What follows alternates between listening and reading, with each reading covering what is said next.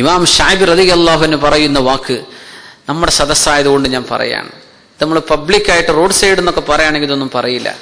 കാരണം ഇത് ഉൾക്കൊള്ളാൻ ഒരു പക്ഷേ സാധാരണക്കാർക്ക് പറ്റില്ല എന്ന് വരും. എന്താണ് മഹാനായ ഷാബി റളിയല്ലാഹു അൻഹു പറയുന്നത്?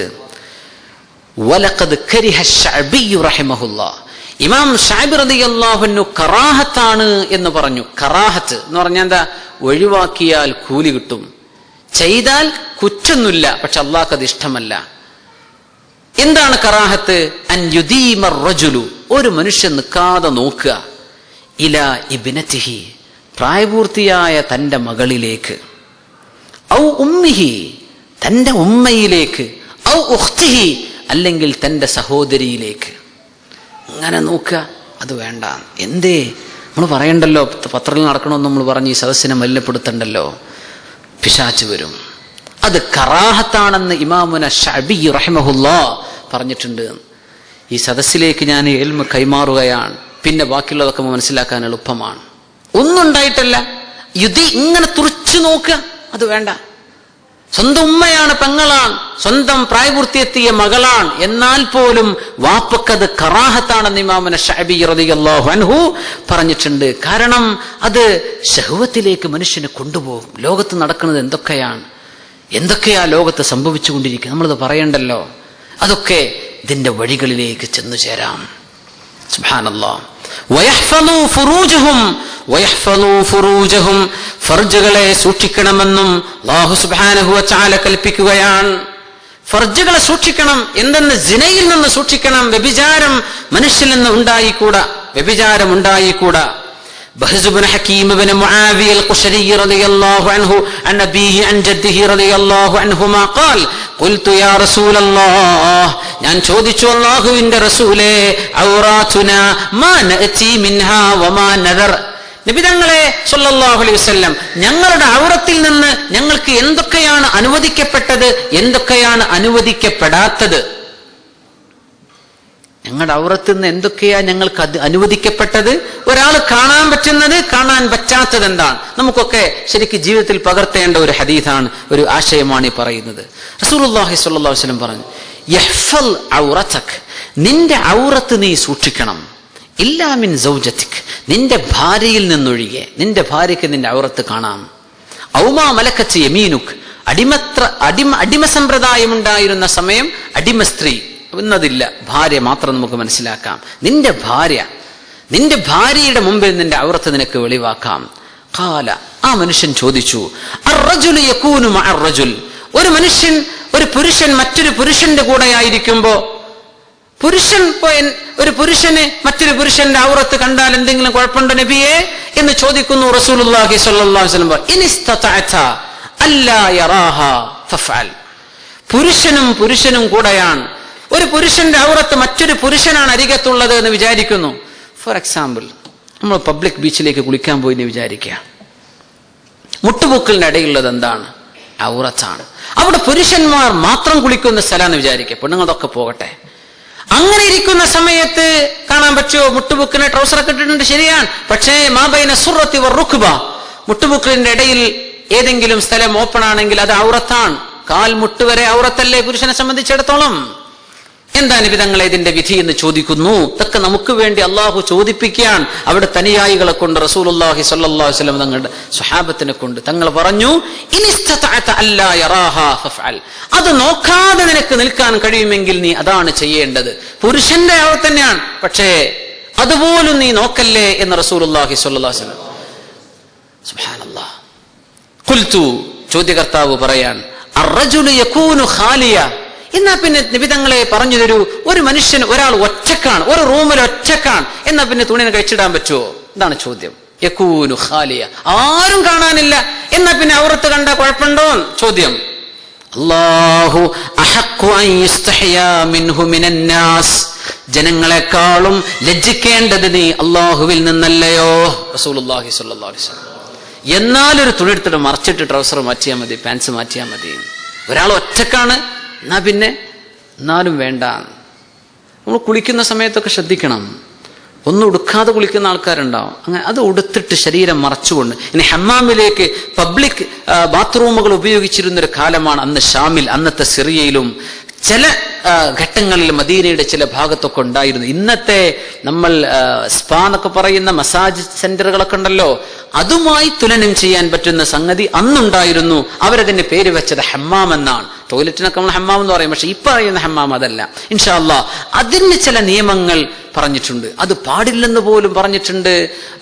അതിന് ഗൗരവപരത്തുന്ന ഒരുപാട് ചർച്ചകൾ ഖുർത്തുബി റഹ്മഹുല്ലാഹു തആല തന്നെ പോകണമെന്നുണ്ടെങ്കിൽ 10 കാര്യം ഇത് പാലിക്കുന്നവർക്ക് പോകാം. ഒരു ഒഴിച്ചിലിന് പോകുക എന്ന് വിചാരിക്കുക, ഹൗറത്ത് ഒളിവാക്കേണ്ടി വരില്ലേ? അങ്ങനെയാണെങ്കിൽ അയാൾക്ക് ഒഴിച്ചിലിന് പോകാൻ പറ്റുമോ? ഒരു മസാജ്, ഒരു ബോഡി മസാജ് ഉണ്ട്, ഫ്രീ കൂപ്പണാണ്, ഓടി ചെല്ലണ്ട, നമുക്ക് പറ്റുമോ എന്ന് ആലോചിക്കുക.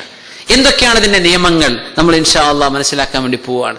അപ്പോ നമ്മൾ പുരുഷന്മാരെ മാത്രം, പെണ്ണുങ്ങൾ ഒരു പെണ്ണിന് മറ്റു പെണ്ണിന് അവിടെ ഔറത്ത് കാണി കൊടുക്കാൻ പറ്റുമോ? പറ്റില്ല. ഇൻഷാ അല്ലാഹ് തൊട്ടടുത്ത ആയത്തെ പെണ്ണുങ്ങളെ സംബന്ധിച്ച് വരുന്ന വിഷയങ്ങളാണ്, അവിടെ അത് പറയാം. അപ്പോ ഇതാണ് അല്ലാഹുവിന്റെ റസൂൽ സല്ലല്ലാഹു അലൈഹി വസല്ലം പറയുന്നത്. അപ്പൊ നമ്മൾ വസ്ത്രം അഴിയാണെങ്കിൽ നമ്മൾ പൂർണ്ണമായിട്ട് ഒരു വസ്ത്രം മാറാൻ അവിടെ സ്ഥലമില്ല. നമ്മൾ ഡ്രസ്സ് മാറാൻ ഒരു സുന്നത്ത് നമ്മൾ മനസ്സിലാക്കാം. നമ്മൾ റസൂലുള്ളാഹി സ്വല്ലല്ലാഹു അലൈഹി വസല്ലം പഠിപ്പിക്കുകയാണ്, ഒരു മനുഷ്യന്റെ ഔറത്ത് കണ്ട് വെളിവായി കഴിഞ്ഞാൽ അവിടെ പിശാച് വരും. അതുകൊണ്ട് ഔറത്ത് വെളിവാകുന്നൊരവസ്ഥ വന്നാൽ ഉടനെ തന്നെ ബിസ്മില്ലാഹി എന്ന് പറയണം. അത് പിശാചിൽ നിന്ന് അവന്റെ മറയാണെന്ന് റസൂലുള്ളാഹി സ്വല്ലല്ലാഹു അലൈഹി വസല്ലം. ബിസ്മില്ലാ, ഒരവസരം, നമുക്ക് ഒറ്റ ഡ്രസ്സേ ഉള്ളൂ, അത് വേറെ ആരുമില്ല, നമ്മൾ എവിടെയോ എങ്ങനെയൊക്കെ സങ്കല്പിച്ചോളൂ, കുഴപ്പമില്ല. നമ്മൾ എത്തുന്നു, നമുക്ക് ഒരു മറപിടിക്കാൻ ഒരു വസ്ത്രമില്ല, നമ്മൾ നഗ്നരായി വന്നിട്ട് വസ്ത്രം എടുക്കുക, ഉടനെ പറയണം ബിസ്മില്ലാ. അല്ലെങ്കിൽ ഉടുത്ത വസ്ത്രം അഴിക്കേണ്ടി വന്നു, എന്നിട്ട് ബാത്റൂമിലേക്കോ കടക്കേണ്ടി വന്നു, അങ്ങനെയൊക്കെ ഒരു സന്ദർഭം ഉണ്ടായി കഴിഞ്ഞു എന്ന് വിചാരിക്കുക. നഗ്നത വെളിവായി പോകുന്ന ബിസ്മില്ലാ എന്ന് ഉടനെ പറയണം, എന്നിട്ടേ വസ്ത്രം അഴിയാവൂ എന്ന് റസൂലുള്ളാഹി സ്വല്ലല്ലാഹു. ഇതൊക്കെ ഒറ്റക്കായിരിക്കുമ്പോൾ തന്നെ അള്ളാഹുവിന്റെ റസൂൽ പറയാം, അള്ളാഹുവിനെ ലജ്ജിക്കേണ്ടയോ? എത്രത്തോളം ഹദീസിൽ വന്നിട്ടുണ്ട്, റഖീബ് അതീദ് എന്ന മലക്കുകൾ മനുഷ്യന്റെ കൂടെയുണ്ടല്ലോ. അതുകൊണ്ട് നമ്മൾ ഒറ്റക്കായാലും നമ്മൾ ഒറ്റക്കല്ലല്ലോ, നമ്മൾ ഒറ്റക്കായാലും ഒറ്റക്കല്ല. അതുകൊണ്ടാണ് ഒറ്റക്ക് നിസ്കരിക്കുന്ന മനുഷ്യനും സലാം വിട്ടുമ്പോ പറയുന്നത് എന്താ? അസ്സലാമു അലൈക്കും വറഹ്മത്തുള്ളാഹ്. ആ ഒരു എന്ന് പറഞ്ഞ മീം വല്ലാത്ത അർത്ഥമല്ലേ അറബിയിൽ? അസ്സലാമു അലൈക എന്നല്ലല്ലോ, അസ്സലാമു അലൈക്കും. ആരോടാണ് സലാം പറയുന്നത്? അസ്സലാമു അലൈക്കും വറഹ്മത്തുള്ളാഹ്, അസ്സലാമു അലൈക്കും വറഹ്മത്തുള്ളാഹ്. വലത്തോട്ടും ഇടത്തോട്ടും സലാം പറഞ്ഞിട്ടാണ് നിസ്കാരം പൂർത്തിയാവുന്നത്. ആരോടാണ് സലാം? നമ്മുടെ കൂടെ മലക്കുകളുണ്ട്, അള്ളാഹുവിന്റെ മലക്കുകളിൽ റഖീബ് അലൈഹിസ്സലാം, അവരുടെ കൂടെ ലഹു മുഅഖിബാതുൻ മിൻ ബൈനി യദൈഹി വമിൻ ഖൽഫിഹി യഹ്ഫദൂനഹു മിൻ അംരില്ലാഹ്. മനുഷ്യന്മാർക്ക് കാവലിന് വേണ്ടി അള്ളാഹു നിയമിക്കുന്ന മുഅഖിബാത്ത്, അള്ളാഹുവിന്റെ മലക്കുകൾ നമ്മുടെ കൂടെ ഉണ്ട്. അവർക്കൊക്കെയുള്ള സലാമാണ് അസ്സലാമു അലൈക്കും വറഹ്മത്തുള്ളാഹ്, അസ്സലാമു അലൈക്കും വറഹ്മത്തുള്ളാഹ്. അവർ നമുക്ക് സലാം മടക്കും. അപ്പൊ നമ്മൾ ഒറ്റക്കല്ല എന്ന് മനസ്സിലാക്കണം. അതുകൊണ്ട് ലജ്ജ വേണം, ഇസ്തിഹ്യാ വേണം, അള്ളാഹുവിൽ നിന്ന് ലജ്ജിക്കണം എന്ന് റസൂലുള്ളാഹി സ്വല്ലല്ലാഹു അലൈഹി വസല്ലം. ആയിഷ ബീവി റളിയല്ലാഹു അൻഹ പറയാൻ നമ്മൾ അവസാനിപ്പിക്കുന്നു. ആയിഷ റളിയല്ലാഹു അൻഹ, മഹദി റളിയല്ലാഹു അൻഹയാണ് നബി സല്ലല്ലാഹു അലൈഹി വസല്ലം തങ്ങളുടെ ജീവിതത്തിലെ കുടുംബ ജീവിതത്തിന്റെ മസ്അലകൾ നമുക്ക് പറഞ്ഞത് ആയിഷ ബീവി റളിയല്ലാഹു അൻഹയാണ്. ഔറത്ത് കാണാൻ പറ്റില്ല എന്ന് പറഞ്ഞ ഈ വിഷയം പറഞ്ഞതിന്റെ ശേഷം ജസാക്കല്ലാഹു ഖൈർ. ഉസ്താദിന് മാത്രമാകുമ്പോൾ അവർക്ക് വിഷമാവില്ലേ? പിന്നെ അൽഹംദുലില്ലാഹ്. അപ്പോ അള്ളാഹു ബർക്കത്ത് ചെയ്യുമാറാകട്ടെ. അപ്പോ കുടുംബജീവിതത്തിന്റെ പല മസ്അലകളും ആയിഷ ബീവി റളിയല്ലാഹു കുളി വാജിബാകുന്നത് എപ്പോഴാണ്, എന്തൊക്കെ ജായിസാണ്, എന്തൊക്കെ ജായിസല്ല, ഇതൊക്കെ പറഞ്ഞത് നമ്മുടെ ഉമ്മ ആയിഷ ബീവി റളിയല്ലാഹു അൻഹയാണ്. അവര് പറയാണ്, മാ റഅയ്തു ദാലിക മിൻഹു വലാ റആ ദാലിക മിന്നി. ഇത് സ്വഹീഹുൽ ബുഖാരിയിൽ മുസ്ലിമിലൊക്കെ വന്നിട്ടുള്ള ബിമഅനൽ ഹദീസ്, ഇത് സ്വഹീഹിൽ വന്നിട്ടുള്ള ഹദീസാ. എന്താ? ഞാൻ നബിതങ്ങളിൽ നിന്ന് അത് കണ്ടില്ല, നബിതങ്ങൾ എന്നിൽ നിന്നും അത് കണ്ടിട്ടില്ല. കാണൽ പുരുഷന് ഹറാമാണ് ഒരു പെണ്ണിന്റെ ഔറത്ത്, പക്ഷേ അവരന്യോന്യം കണ്ടിട്ടില്ലെന്ന് ആയിഷത്ത് ബീവി റളിയല്ലാഹു അൻഹ. വഇലാ ലിഖാഇൻ ആഖിറ ഇൻഷാ അല്ലാഹ്. ബാക്കി വിഷയം അടുത്ത ക്ലാസ്സിൽ പറയാം. അല്ലാഹു തൗഫീഖ് ചെയ്യുമാറാകട്ടെ. അപ്പോ പരിപൂർണമായ ഒരു അങ്ങേയറ്റം സംസ്കാരം പച്ചയെ കുത്തൊലിച്ചു പോകുന്ന ഒരു സമൂഹത്തിൽ നിന്നുകൊണ്ട് സംസ്കാരത്തിന്റെ പരിപൂർണമായ മൂർത്തിമത് ഭാവത്തിലേക്കാണ് നമ്മൾ ഉയരാൻ പോകുന്നത്. അല്ലാഹു നമ്മ അങ്ങനെ ആക്കി തരുമാറാകട്ടെ. നമ്മുടെ കുടുംബത്തിലും നാട്ടിലും ഒക്കെ സിത്റും മറയും ഹിസ്നും അല്ലാഹു സുബ്ഹാനഹു വ തആല നൽകുമാറാകട്ടെ എന്ന് ദുആ ചെയ്യുകയാണ്. ഒരുപാട് ആളുകൾ ദുആ ഇറക്കാൻ വേണ്ടി പറഞ്ഞു. അല്ലാഹു സുബ്ഹാനഹു വ തആല എല്ലാ ആളുകളുടെയും എല്ലാ സദുദ്ദേശങ്ങളും അല്ലാഹു സുബ്ഹാനഹു വ തആല നിറവേറ്റി കൊടുക്കുമാറാകട്ടെ. അല്ലാഹു സുബ്ഹാനഹു വ തആല എല്ലാ ഫിത്നകളിൽ നിന്നും മാ ലഹറ മിൻഹാ വമാ ബത്തൻ, നമുക്ക് ഗോപ്യമായതും അറിയാത്തതും അറിയുന്നതുമായ എല്ലാ ഫിത്നകളിൽ നിന്നും അല്ലാഹു നമ്മെ, ഈ ഉമ്മത്തിനെ, മുസ്ലിം സമൂഹത്തെ, മുസ്ലിം രാജ്യങ്ങളെ അല്ലാഹു സുബ്ഹാനഹു വ തആല കാത്ത് രക്ഷിക്കുമാറാകട്ടെ. രോഗിയാണെന്ന് പറഞ്ഞ് സഹോദരൻ അവരുടെ എളാമ ക്യാൻസർ സംബന്ധമായ പ്രയാസത്തെ ദ്വാരക്കാൻ വേണ്ടി പറഞ്ഞു അല്ലാഹു ശിഫ നൽകുമാറാകട്ടെ. ഒരുപാട് മുഅ്മിനീങ്ങളെ, ഒരുപാട് ആളുകൾ ദ്വാരക്കാൻ വേണ്ടി പറയും. നമുക്ക് ഭയങ്കര എന്താണ് അള്ളാഹുവിന്റെ ഖളായിൽ നമ്മൾ തൃപ്തിപ്പെടുകയാണ്. പക്ഷേ നമുക്ക് ഭയങ്കര വേജാറുള്ള സംഭവങ്ങളാണ് കേൾക്കുന്നത്. വലിയ ചെറുപ്പക്കാരായ ആളുകൾക്കൊക്കെ ക്യാൻസറാണ്, അങ്ങനത്തെ അസുഖങ്ങളാണ് കേൾക്കുന്നു. നമുക്കൊക്കെ അങ്ങനെ വല്ലതുണ്ടോ എന്ന് അള്ളാഹുവിനെ അറിയുള്ളൂ. അള്ളാഹു കാത്ത് രക്ഷിക്കുമാറാകട്ടെ. എല്ലാ രോഗികൾക്കും അള്ളാഹു ശിഫ നൽകുമാറാകട്ടെ. സഹോദരൻ അവരുടെ എളാമക്ക് ക്യാൻസർ ആയിരുന്നു, വയറിനാ, പിന്നെ ബ്രെയിനിനാണെന്ന് പറഞ്ഞു എന്നൊക്കെ ഇപ്പോൾ വരക്കാൻ വേണ്ടി പറഞ്ഞു. അള്ളാഹു ആ ഉമ്മാക്ക്, ആ സഹോദരിക്ക് പരിപൂർണ ശിഫ അള്ളാഹു നൽകുമാറാകട്ടെ. അങ്ങനെ രോഗികളായ എല്ലാ രോഗികൾക്കും അള്ളാഹു പരിപൂർണ ശിഫ നൽകുമാറാകട്ടെ. ഉമ്മ ഖുർആൻ, കഅബ എന്നിവ നോക്കിക്കൊണ്ടേയിരിക്കൽ സുന്നത്താണെന്ന് കേട്ടിട്ടുണ്ട്. അങ്ങനെയാണെങ്കിൽ ഉമ്മയെ തുടർന്ന് നോക്കുന്നതിൽ തെറ്റുണ്ടോ എന്ന്. ഇങ്ങനെയൊക്കെ കാര്യങ്ങൾ മനസ്സിലാക്കാൻ കഴിയുന്ന ഒരു നമുക്ക് ഇൻഷാ അല്ലാഹ് വരുന്നുണ്ട്. അള്ളാഹുവിൻ്റെ മാരിഫത്ത് ലഭിച്ചിട്ടുള്ള ആളുകളെ സംബന്ധിച്ചിടത്തോളം ഇപ്പോൾ നമ്മൾ ഉമ്മയെ നോക്കി നിൽക്കൽ പോലും ഇമാമുന ശഅബി റളിയല്ലാഹു അൻഹു പറഞ്ഞ അതൊന്നും ഇപ്പോൾ ഉമ്മാരെ വിഷമിപ്പിക്കാനോ അതിനൊന്നുമല്ല. നമ്മൾ പറഞ്ഞു, നമ്മൾ വളരെ അടുത്ത ആൾക്കാരായതുകൊണ്ട് നമ്മൾ പറയാണ്. അതൊക്കെ അതുള്ള ദീനിന്റെ ഇൽമാണ്. ആർക്കെങ്കിലും പറഞ്ഞു കൊടുക്കാൻ പറ്റുമോ? പറയണം. അതുകൊണ്ട് മനസ്സിലാക്കാൻ വേണ്ടി പറയാണ്. അതിന്റെ ലക്ഷ്യം എന്താണ്, എന്തിനാണ് അതൊക്കെ പറയണത് എന്ന് നമുക്കൊക്കെ മനസ്സിലാകുന്നു. ആ പരിധിയിൽ നിന്നുകൊണ്ട് ആ കാര്യം മനസ്സിലാക്കുക. കാരണം റസൂലുള്ളാഹി സ്വല്ലല്ലാഹു അലൈഹി വസല്ലം തങ്ങൾ പറയുന്ന ഒരു ഹദീസിന് വരാൻ പോകുന്നു, അടുത്ത ആഴ്ചത്തെ ക്ലാസ്സിലുള്ളതാ. പക്ഷെ ഇതിന്റെ ഒരു മറുപടിയാണത്. അതുകൊണ്ട് ഞാൻ പറഞ്ഞു തരുന്നു. തങ്ങൾ പറഞ്ഞു, ഒരു മനുഷ്യൻ കിടക്കുന്ന ഏറ്റവും മോശമായ വീട് ബൈത്തുൽ ഹമ്മാം, ഹമ്മാമിന്റെ വീടാണ്. ഈ ഉഴിച്ചിലിനും മറ്റും ഔറത്ത് കാട്ടിക്കൊടുത്ത് കിടക്കുന്ന, അല്ലെങ്കിൽ പബ്ലിക് ബാത്റൂമുകൾ പേ ചെയ്തിട്ട് കുളിപ്പിക്കുന്ന സ്ഥലമാണ് ഈ ഹമ്മാം. അത് പറഞ്ഞിട്ട് തങ്ങൾ പറഞ്ഞു, അതേപോലെ തന്നെ ഒരു മനുഷ്യൻ എന്നിട്ട് തങ്ങൾ മറ്റൊരു ഹദീസിൽ പറഞ്ഞ വാക്ക് ഇതാണ്, പക്ഷേ ആ ഹമ്മാമിൽ ചുടുവെള്ളത്തിൽ കുളിക്കാൻ വേണ്ടി കയറുന്ന ആ ഹമ്മാമിൽ അള്ളാഹുവിന്റെ ആഖിറത്തിലെ ശിക്ഷയെ, നരകത്തെ പേടിച്ചുകൊണ്ട് ഒരാൾ കയറുകയാണെങ്കിൽ അത് ഖൈറായ കയറ്റമാണ് എന്ന് റസൂലുള്ളാഹി സ്വല്ലല്ലാഹു അലൈഹി വസല്ലം നോക്കണം. അത് കുറ്റകരമാണെന്ന് പറഞ്ഞു. പക്ഷെ അതുകൊണ്ട് നിങ്ങൾക്ക് അള്ളാഹുവിന്റെ പടച്ചോനെ ചുടുവെള്ളമാണ് വേത്ത് ഒഴിക്കുമ്പോൾ ആഖിറം ഓർമ്മ വരികയാണ്. അത് നമ്മുടെ അടുത്ത ക്ലാസിന്റെ അവസാന ഭാഗത്ത് ഇൻഷാ അല്ലാഹ് വരാൻ പോകുന്ന ചർച്ചയാണ്. അപ്പൊ നമ്മൾ ചൂടുകാലത്തൊക്കെ പൈപ്പ് തുറന്നാൽ നമുക്കൊക്കെ ഓർമ്മ വരണം, അല്ലേ? പൈപ്പ് വെള്ളം ചൂടുണ്ടെങ്കിലാണ് അത് അറിയുള്ളൂ. അപ്പോ വെള്ളം ചൂടായി തുടങ്ങിയില്ലേ, ആഖിറത്ത് പടച്ചോനെ നരകത്തിന്റെ ചൂടെന്താണെന്ന് ഓർമ്മ വരണമെന്ന്. അങ്ങനെയാണെങ്കിൽ കുഴപ്പമില്ല. പിന്നെ പറഞ്ഞു, വബിസ്, എത്ര മോശമാണ് ബൈത്തുൽ അറൂസ്. ബൈത്തുൽ അറൂസ് എന്ന് പറഞ്ഞാൽ പുതുനാരിക്കും പുതിയാപ്പിളക്കും സല്ലപിക്കാൻ, ഹണിമൂൺ ആഘോഷത്തിന് ഉണ്ടാക്കുന്ന, ഇന്നത്തെ നമ്മൾ സ്റ്റാർ ഹോട്ടലുകളുടെ സംവിധാനം, റിസോർട്ടുകൾ എന്നൊക്കെ പറയുന്ന പോലെയുള്ള വീടിനാണ് ബൈത്തുൽ അറൂസ് എന്ന് പറയാം. അത് മോശാണ്. എന്നിട്ട് അതിന്റെ താലീക്ക് കൊടുക്കുന്നുണ്ട് ആലിമീങ്ങൾ. ആ പറഞ്ഞതിന്റെ അർത്ഥം, അള്ളാഹുവിനെ ഭയപ്പെടുന്ന ഒരാൾക്ക് ഇതൊന്നും പ്രശ്നമല്ല. ഒരു അറൂസ് കടന്നാലും അവർക്ക് അള്ളാഹുവിനെ ഓർമ്മ വരുള്ളൂ. അവരിനി എവിടെ എത്തിയാലും അവർക്ക് അള്ളാഹുവിനെ ഓർമ്മ വരുള്ളൂ. അവരെ കുറിച്ചല്ല ഇത് പറയുന്നത്. സ്വാഭാവികമായൊരു മനുഷ്യന് ഇങ്ങനെയൊക്കെ തിന്മകളുടെ സാഹചര്യം വരാൻ എളുപ്പമാണല്ലോ. അതുകൊണ്ടാണ് ആ മസ്അല അങ്ങനെയായത്. അതുകൊണ്ട് ഉമ്മയെ നോക്കലോ ഉമ്മാനെ കാണലൊക്കെ കൂലുള്ള വിഷയം തന്നെ. പക്ഷെ ഇങ്ങനെയൊക്കെ സാധ്യതയുണ്ടെങ്കിൽ പത്രം വായിച്ചാൽ നമ്മൾ പറഞ്ഞതിന്റെ ബാക്കിയൊക്കെ നമുക്ക് മനസ്സിലാവും. അതുകൊണ്ട് കാര്യങ്ങൾ മനസ്സിലായി എന്ന് വിചാരിക്കുന്നു. പിന്നെ സൂറത്തുൽ ഇഖ്ലാസിലെ 1ഉം 2ഉം ആയത്ത് ചേർത്തി ഓതുമ്പോൾ എങ്ങനെ ഓതണം? ബിസ്മില്ലാഹിർ റഹ്മാനിർ റഹീം, ഖുൽ ഹുവല്ലാഹു അഹദുനില്ലാഹുസ് സമദ്. അങ്ങനെ ഓതണ്ട. ഖുൽ ഹുവല്ലാഹു അഹദുൻ എന്നാണ് നമ്മൾ നിർത്തുമ്പോൾ. ഖുൽ ഹുവല്ലാഹു അഹദ്, പിന്നെ അല്ലാഹു സമദ്. അങ്ങനെ വരുമ്പോ അഹദുൻ എന്ന നൂനിനെ ഒരു കസ്റിട്ടിട്ട് അഹദുനില്ലാഹു എന്ന്, ആ കസ്ർ വരുമ്പോ അല്ലാഹ് എന്നുള്ളത് അല്ലാഹ് എന്നാകും.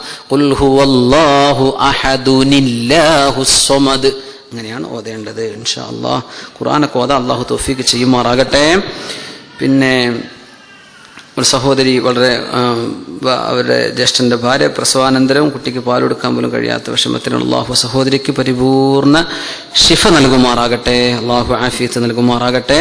വിവാഹത്തിനായി നാട്ടു പോകുന്ന സഹോദരൻ അള്ളാഹു തആല അദ്ദേഹത്തിൻ്റെ കല്യാണവും കാര്യങ്ങളും കടം പ്രയാസമൊക്കെ ഉണ്ട്. അള്ളാഹു എല്ലാ പ്രയാസങ്ങളും നല്ല രീതിയിൽ അള്ളാഹു ഖൈറായ രീതിയിൽ ഹലാലായ അവസരത്തെ പെട്ടെന്ന് വീട്ടാനുള്ള വഴി അവർക്കും നമുക്കൊക്കെ അള്ളാഹു എളുപ്പമാക്കി തരുമാറാകട്ടെ. പല്ലിന് പ്രയാസമുണ്ട്, അള്ളാഹു തആല അദ്ദേഹത്തിന് ശിഫ നൽകുമാറാകട്ടെ. പിന്നെ ബാർബക്യൂ ഹലാലാണോ? ഈ ബാർബക്യൂ എന്ന് പറഞ്ഞാൽ ഇപ്പം ഷവി എന്ന അറബിയിൽ പറയുന്ന സംഗതിയാണല്ലേ, അതിലെന്താണ് ഹറാമുണ്ടോ എനിക്കറിയില്ല. ബാർബക്യൂ ഞാൻ കഴിച്ചിട്ടുണ്ട്, കഴിക്കൽ ഹലാൽ തന്നെയാണ് ഇൻഷാ അല്ലാഹ്. എപ്പോ ആ ബാർബക്യൂവിൽ ഉപയോഗിക്കുന്ന സാധനം ഹലാലാണെങ്കിൽ, കോഴി ഹലാലാണെങ്കിൽ കുഴപ്പമൊന്നുമില്ല, ഹലാലായ അർത്ഥതാണ്, എന്തല്ല അതിൽ പ്രയാസമൊന്നുമില്ല കേട്ടോ. നിങ്ങൾ പൂതിയൊക്കെ തരല്ലേ, നമ്മളൊക്കെ പഴിച്ചിരിക്കുകയാണ് അങ്ങനെയൊക്കെ. അപ്പോൾ അസുഖം കൊണ്ട് വിഷമിക്കുന്ന വല്യമ്മ അള്ളാഹു സഹോദരിക്ക് ശിഫ നൽകുമാറാകട്ടെ. ഡിഗ്രി വിദ്യാഭ്യാസം കഴിഞ്ഞ് ഒരു പുനർപഠനത്തിന് ഉദ്ദേശിക്കുന്ന അള്ളാഹു അദ്ദേഹത്തിന് കാര്യങ്ങൾ എളുപ്പമാക്കി കൊടുക്കുമാറാകട്ടെ. ജോലിയിലെ പ്രയാസങ്ങളൊക്കെ അള്ളാഹു തആല നീക്കി കൊടുക്കുമാറാകട്ടെ. ബാത്റൂമിൽ വെച്ച് നഗ്നമായി കുളിക്കാമോ? നമ്മൾ പറഞ്ഞു അവിടെ ഏറ്റവും ഉത്തമം തന്നെയാണ് ശരീരം അരമുണ്ടെടുത്ത് മീസർ എന്നാ പറയാം, മീസർ എടുത്തിട്ടേ എന്തെയ്യോ കുളിക്കാവൂ. എന്നാൽ അങ്ങനെ ഒരാൾ ഉടുത്തില്ല എന്ന് വിചാരിച്ചിട്ട് എന്തില്ല, കുഴപ്പമൊന്നുമില്ല. പക്ഷെ അത് ഉടുക്കൽ നല്ലതാണ്, അതിന് കൂലി കിട്ടും. ഒരു കാര്യം കൂടെ പറയട്ടെ. ഒരു സഹാബി അലി റളിയല്ലാഹുവിന്റെ കല്യാണം കഴിഞ്ഞതിന് ശേഷം നബി സല്ലല്ലാഹു അലൈഹി വസല്ലം തങ്ങൾ ഹാരിസത്ത് ബിൻ നുഅ്മാൻ റളിയല്ലാഹു അൻഹു പറഞ്ഞു, അവർക്ക് മദീനയുടെ വീടിന്റെ അടുത്ത് നബി തങ്ങൾക്ക് മകളുടെ വീടും അലി റളിയല്ലാഹുവിന്റെ വീടും കുറച്ച് തങ്ങളുടെ വീടിന്റെ അടുത്തൊരു വീട് കിട്ടിയാൽ കല്യാണം കഴിഞ്ഞതിന് ശേഷം തർക്കുള്ള മരുവനും മരുവളും അടുത്തായിക്കോട്ടെ എന്ന് തങ്ങൾക്ക് ആഗ്രഹമുണ്ട്. പക്ഷെ അവിടെ സ്ഥലമില്ല. ആ സ്ഥലം ഉണ്ട് ഒരു സഹാബി ഹാരിസത്ത് ബിൻ നുഅ്മാൻ റളിയല്ലാഹു അൻഹു. അപ്പോ അവര് പറഞ്ഞു, നബി തങ്ങളോട് പറഞ്ഞു, നബിയെ മരുമകനെ അലി തങ്ങൾക്കുള്ള വീട് ഞാൻ തരാം, പിന്നെ എനിക്കിവിടെ സ്ഥലമുണ്ട്, ഞാനും കൂടെ അപ്പുറത്തുനിന്ന് ഇങ്ങോട്ട് മദീനത്തിന്റെ അടുത്തേക്ക് വന്നാലോ പള്ളീൻ്റെ അടുത്തേക്ക് വന്നാലോ എന്ന് ആഗ്രഹിക്കുന്നു എന്ന് പറഞ്ഞപ്പോൾ നബി തങ്ങൾ പറഞ്ഞു, വേണ്ട, നിങ്ങൾ അവിടെ തന്നെ നിന്നോളി, പള്ളിക്ക് ഈ ദൂരത്തിന് വരുന്നുണ്ടല്ലോ അതിന് കുറച്ച് കൂലി ഏറെ കിട്ടും, അത് നിങ്ങൾ അടുത്തായിട്ട് എന്ത് ചെയ്യേണ്ട, നഷ്ടപ്പെടുത്തണ്ടെന്ന്. അപ്പോൾ ദൂരക്കാർക്ക് സന്തോഷ വാർത്ത. അല്ലാഹു സുബ്ഹാനഹു വതആല നമ്മൾ ചെയ്യുന്ന എല്ലാ ചെറുതും വലുതുമായ കാര്യങ്ങൾ അള്ളാഹുവിൻ്റെ കിതാബിലേക്ക് ഭാരമുള്ള അമലുകളായി അള്ളാഹു ചേർത്തി തന്നാൽ നമ്മളൊക്കെ രക്ഷപ്പെട്ടു. അള്ളാഹു ചേർത്തി തരുമാറാകട്ടെ.